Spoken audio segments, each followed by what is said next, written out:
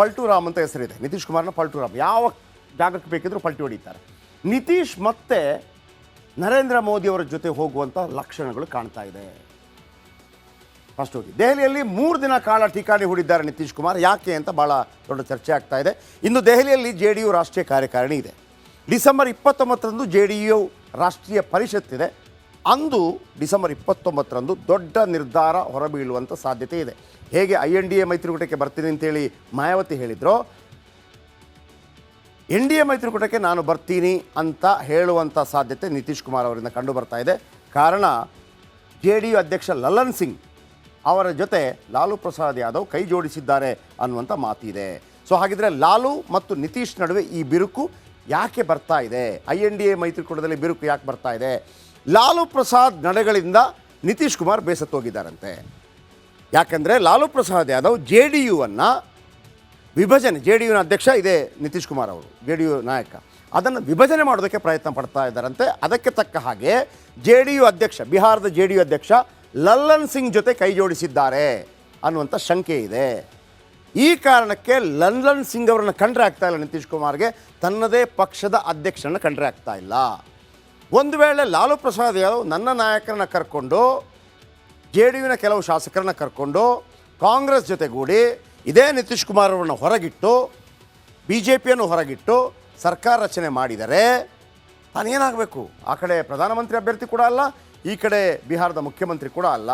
So ಹಾಗಾಗಿ ನೀವು ನನಗೇನಾದರೂ ಬೆನ್ನಿಗೆ ಚೂರಿ ಹಾಕಿದರೆ ನಾನು ನರೇಂದ್ರ ಮೋದಿ ಜೊತೆ ಹೋಗ್ತೀನಿ ಅನ್ನುವಂಥ ನಿರ್ಧಾರಕ್ಕೆ ಬಂದಿದ್ದಾರೆ ಅನ್ನುವಂಥ ಮಾಹಿತಿಗಳು ಬರ್ತಾ ಇದೆ. ಇನ್ನು ಲಾಲು ಪ್ರಸಾದ್ ವರ್ಸಸ್ ಸೋನಿಯಾ ಗಾಂಧಿ ಕೂಟದಲ್ಲಿ ದೊಡ್ಡ ಭೂಮಿಕೆ ನಿಭಾಯಿಸಿರೋ ನಿತೀಶ್ ಕುಮಾರ್ ಸೋನಿಯಾ ಗಾಂಧಿ ನಡೆಗಳಿಂದ ಕೂಡ ತುಂಬ ಬೇಸರ ಆಗಿದೆಯಂತೆ. INDA ಕೂಟದಲ್ಲಿ ನಿತೀಶ್ಗೆ ಮರ್ಯಾದೆ ಸಿಗ್ತಾ ಇಲ್ಲ, ನನ್ನನ್ನು ಯಾರು ಕರೀತಾ ಇಲ್ಲ, ನಾನು ಪ್ರಧಾನಮಂತ್ರಿ ಅಭ್ಯರ್ಥಿ ನನ್ನನ್ನು ಮಾಡಬೇಕಾಗಿತ್ತು, ನಾನೇ ಎಲ್ಲದಕ್ಕೂ. ಯಾಕೆಂದರೆ ಇಂಡಿಯಾ ಮೈತ್ರಿಕೂಟ, ಆಮೇಲೆ ಇದನ್ನು INDA ಮೈತ್ರಿಕೂಟ ಅಂತೇಳಿ ವಿರೋಧ ಪಕ್ಷ ಅದು ಆಡಳಿತ BJP ಕರೆಯೋಕ್ಕೆ ಶುರು ಮಾಡಿತು. ಈ INDA ಮೈತ್ರಿಕೂಟ ಇದೆಯಲ್ಲ, ಅವತ್ತು ಹೆಸರು ಕೊಟ್ಟಾಗ ಇಂಡಿಯಾ ಮೈತ್ರಿಕೂಟ ಅಂತ ಬಂತಲ್ಲ, ಆ ಹೆಸರು ಕೊಟ್ಟಿದ್ದೇ ನಿತೀಶ್ ಕುಮಾರ್. ಹಾಗಾಗಿ ಅವ್ರಿಗಿತ್ತು, ನಾನು ಎಲ್ಲ ನೇತೃತ್ವ ವಹಿಸ್ತಾ ಇದ್ದೀನಿ, ನಾನು ಪ್ರಧಾನಮಂತ್ರಿ ಅಭ್ಯರ್ಥಿ ಮಾಡಿದ್ದೆ.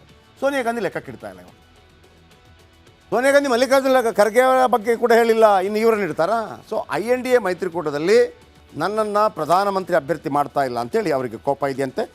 ಇದರ ಜೊತೆಗೆ ನಿತೀಶ್ ಕುಮಾರ್ಗೊಂದು ಭಯ ಕಾಡ್ತಾ ಇದೆ. ನಿತೀಶ್ಗೆ ಪಾರ್ಟಿ ಬಗ್ಗೆ ಒಂದು ಭಯ ಇದೆ. ಏನದು ಪಾರ್ಟಿ ಬಗ್ಗೆ ಭಯ ಅಂತಂದರೆ, ಪಾರ್ಟಿ ಒಡೆದು ಹೋಗ್ಬೋದು ಅನ್ನೋಂಥ ಭೀತಿ ಇದೆಯಂತೆ. JDU ಬಹುತೇಕ ಸಂಸದರಿಗೆ NDA ಮೇಲೆ ಮನಸ್ಸಿದೆ. JDUನ ಎಲ್ಲ ಸಂಸದರು ಇಲ್ಲ ಸರ್, ನರೇಂದ್ರ ಮೋದಿ ಜೊತೆ ಹೋಗೋಣ ಅಂತ ಹೇಳ್ತಾ ಇದ್ದಾರೆ. ಆದರೆ ಇವರು ಆ ಕಡೆನೂ ಇದ್ದಾರೆ, ಈ ಕಡೆನೂ ಇದ್ದಾರೆ. ನಿತೀಶ್ ಕುಮಾರ್ ಬಳಿ NDA ಬಿಟ್ಟರೆ ಬೇರೆ ಗತಿ ಇಲ್ಲ. ಈಗ ಮುಖ್ಯಮಂತ್ರಿ ಪಟ್ಟ ಕೂಡ ಹೋಗುತ್ತೆ, ಗೊತ್ತಾಯ್ತಲ್ಲ. ಲಾಲು ಪ್ರಸಾದ್ ಯಾದವ್ ಒಂದು ರೀತಿಯಲ್ಲಿ ಇವರಿಗೆ ಬೆನ್ನಿಗೆ ಚೂರು ಹಾಕುವಂಥ ಪ್ರಯತ್ನ ಮಾಡ್ತಾ ಇದ್ದಾರೆ. ಮತ್ತೊಂದು ಕಡೆ ಬಿಹಾರ BJP ಅಧ್ಯಕ್ಷ ಸಾಮ್ರಾಟ್ ಚೌಧರಿ ದೆಹಲಿ ಭೇಟಿಗೆ ಹೋಗಿದ್ದಾರೆ. BJPಯ ಅಧ್ಯಕ್ಷ, ಬಿಹಾರದ ಅಧ್ಯಕ್ಷ ಯಾರು ಸಾಮ್ರಾಟ್ ಚೌಧರಿ ದೆಹಲಿ ಭೇಟಿ ಕೊಟ್ಟಿದ್ದಾರೆ. ಅಮಿತ್ ಶಾ ಸೂಚನೆ ಮೇರೆಗೆ ದೆಹಲಿಗೆ ಬಂದಿದ್ದಾರಂತೆ ಚೌಧರಿ. ಸೊ ಹಾಗಿರುವಾಗ ಅವ್ರು ಯಾಕೆ ದೆಹಲಿಗೆ ಹೋಗಿದ್ದು, ಅಲ್ಲೇನಾದರೂ ಆಪರೇಷನ್ ಆಗತ್ತಾ ಅನ್ನುವಂಥ ಭಯ ಸಿಗುತ್ತೆ. ಮತ್ತೊಂದು ಕಡೆ ನಿತೀಶ್ಗೆ ಎಂಟ್ರಿ ಸಿಗುತ್ತಾ, NDA ಒಳಗೆ ಎಂಟ್ರಿ ಸಿಗುತ್ತಾ? ಮೀನಿನ ಹೆಜ್ಜೆ ಗುರುತಿಸ್ಬೋದು, ಆದರೆ ನಿತೀಶ್ ಹೆಜ್ಜೆ ಗುರುತಿಸೋಕ್ಕೆ ಆಗಲ್ಲ ಅನ್ನುವಂಥದ್ದು ಯಾವ ಕಡೆಗೆ ಕೂಡ ಅವರು ವಾಲ್ತಾರೆ. ಆದ್ದರಿಂದ ಪಲ್ಟುರಾಮ್ ಎಂಬ ಕುಖ್ಯಾತಿ ಹೊಂದಿದ್ದಾರೆ ನಿತೀಶ್ ಕುಮಾರ್. ಬಿಹಾರದ ಮೇಲೆ ಶ್ರೀರಾಮ ಮಂದಿರದ ಬಿಸಿ ಕೂಡ ತಟ್ಟಲಿದೆ. ಹಾಗಾಗಿ 40ಕ್ಕೆ 40 ಕ್ಷೇತ್ರಗಳನ್ನು BJP ಗೆಲ್ಲತ್ತೆ. 40ಕ್ಕೆ 40 ಕ್ಷೇತ್ರಗಳನ್ನು ಗೆದ್ದರೆ ನನಗೆ ಎಲ್ಲಿದೆ ಸ್ಥಾನಮಾನ ಅನ್ನುವಂಥ ಒಂದು ಭಯ ಅವರನ್ನು ಕಾಡ್ತಾ ಇದೆ. ಸೊ ಹಾಗಾಗಿ ಇಂಡಿಯಾ ಮೈತ್ರಿಕೂಟದಲ್ಲಿ ಹೋಗ್ಬಿಟ್ರೆ ಒಳ್ಳೆಯದು. ಅದೇ ಕಾರಣಕ್ಕೆ ನಿತೀಶ್ ಕುಮಾರ್ಗೊಂದು ಭಯ ಕಾಡ್ತಾ ಇರೋದು, 40 ಸ್ಥಾನವನ್ನು ಕೂಡ BJP ಗೆಲ್ಲುವಂಥ ಸಾಧ್ಯತೆ ಇದೆಯಂತೆ. ನರೇಂದ್ರ ಮೋದಿ ಹೇಳ್ಬೋದು, ನೀನು ಬಂದು ನನಗೇನಪ್ಪ ಲಾಭ? ಒಂದು ಕಡೆ NDA ಹೊರಗಾಕ್ಬೋದು, ಮತ್ತೊಂದು ಕಡೆ INDA ಮೈತ್ರಿಕೂಟಕ್ಕೆ ಹೋಗಬೇಕು ಅಂತಂದರೆ ಅವರಲ್ಲಿ ಪ್ರಧಾನಮಂತ್ರಿ ಅಭ್ಯರ್ಥಿ ಅಂತ ಯಾರು ಮಾಡ್ತಾ ಇಲ್ಲ.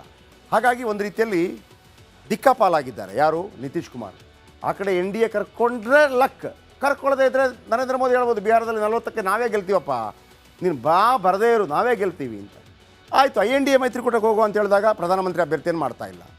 ಮತ್ತೊಂದು ಕಡೆ ಇದೇ ಲಾಲು ಪ್ರಸಾದ್ ಯಾದವ್ ಇವರದೇ ಅಧ್ಯಕ್ಷರನ್ನು ಕರ್ಕೊಂಡು ಸರ್ಕಾರ ರಚನೆ ಮಾಡಿ ತೇಜಸ್ವಿ ಪ್ರಸಾದ್ ಅವರನ್ನು ಮುಖ್ಯಮಂತ್ರಿ ಮಾಡುವಂಥ ಪ್ಲ್ಯಾನ್ ಮಾಡ್ತಾ ಇದ್ದಾರೆ. ಸೊ ಹಾಗಾಗಿ ಒಂದು ರೀತಿಯಲ್ಲಿ ಬೀದಿ ಪಾಲಾಗಿದ್ದಾರೆ ನಿತೀಶ್ ಕುಮಾರ್.